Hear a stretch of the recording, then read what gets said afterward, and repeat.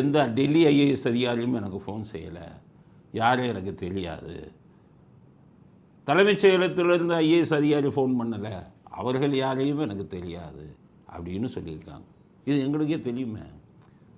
ஸ்டாலின் உங்களுக்கு தெரியுமா தெரியாதா? நிக்கிதா அதை சொல்லுங்கள். எங்கள் குற்றச்சாட்டே ஸ்டாலின் உங்களுக்கு நெருக்கமானவர். அதனால தான் 2009 நீங்கள் துணை முதலமைச்சர் அவர் இருக்கும்போது நிறையா பேருக்கு வேலை வாங்கித்தரேன் எனக்கு சொல்லியிருக்கீங்க. துணை முதலமைச்சர் அலுவலக இது எனக்கு தெரியுங்கிற மாதிரி எல்லாம் சொன்னதெல்லாம் வழக்கு வந்திருக்கு உங்களுக்கு. அதனால் எங்கள் குற்றச்சாட்டு ஸ்டாலின் உங்களுக்கு நெருக்கமானவர்.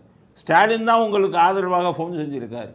ஸோ அந்த ஐஏஎஸ் அதிகாரி டெல்லியில் இருக்கிறவங்களும் தெரியாது, தலைமைச் செயலகத்தில் இருக்கிற அதிகாரியும் தெரியாதுன்னு சொல்கிறேன். நீங்கள் ஸ்டாலினே தெரியாதுன்னு சொல்லுங்கள் பார்க்கலாம்.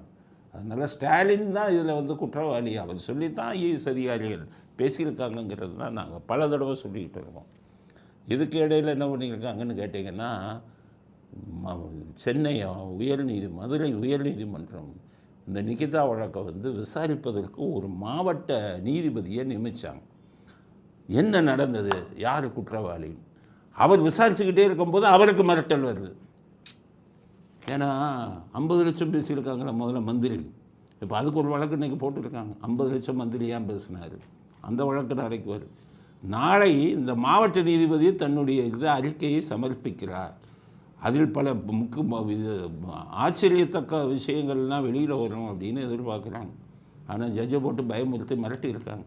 அந்த மிரட்டலையெல்லாம் மீறி ஜட்ஜு ஒழுங்கான ரிப்போர்ட்டை எழுதுகிறாரான்னு பார்ப்போம். அந்த ரிப்போர்ட்டை பேஸ் பண்ணி உங்களுக்கு மதுரை உயர்நீதிமன்றம் என்ன முடிவை எடுக்கிறார்கள் அப்படின்னு பார்ப்போம். மதுரை உயர்நீதிமன்றத்துக்கு நாங்கள் கொடுக்கும் வேண்டுகோள், தயவுசெய்து சிபிஐக்கு அனுப்பாதீங்க.